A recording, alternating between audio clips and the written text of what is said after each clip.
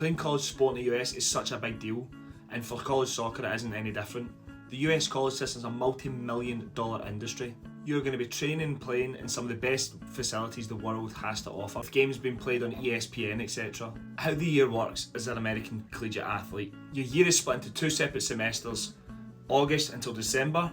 You then have a month's break at Christmas where potentially you could come home, and your second semester is going to be from January until May. You then have 3 months of summer to enjoy, whether you do that in the US or you come home, and you'll also be using that time to prepare for the next season. Coaches expect the student athletes to be out in the US probably around the first 2 weeks in August. You'll then be doing your pre-season. Now everyone knows pre-season, it's not the most enjoyable time for football players, however it's definitely got to be done. In the US it's definitely no different.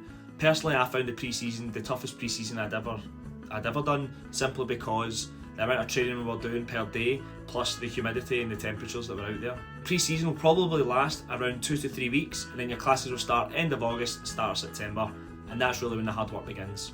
Monday, Tuesday, you could be expected to wake up around 5 AM. You're going to have training from around 6 o'clock until 8, class 9 o'clock until 1, and then training again 2 till 4:30. After 4:30, you will be in the cafeteria with your teammates having your dinner, on Zoom to family and friends, doing your homework, you're studying.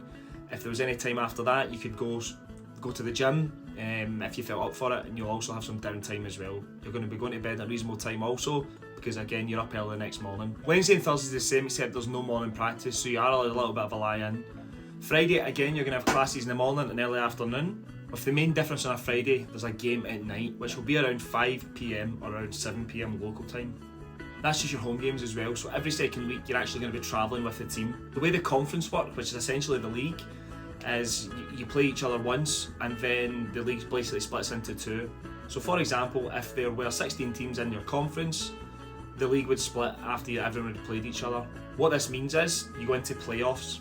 Now that means between 9 and 16, their season is now over, and then it goes into conference playoffs, so that'll be 1 versus 8, 2 versus 7. The better you do in your conference, the better you do in your conference tournament, the more chance you have of going to nationals, and that's when you play against all of the best teams in the US. I hope this video has painted a picture for you. You'll know if you'll be able to sort of cope with these sort of demands, but that is essentially the life of an American collegiate athlete.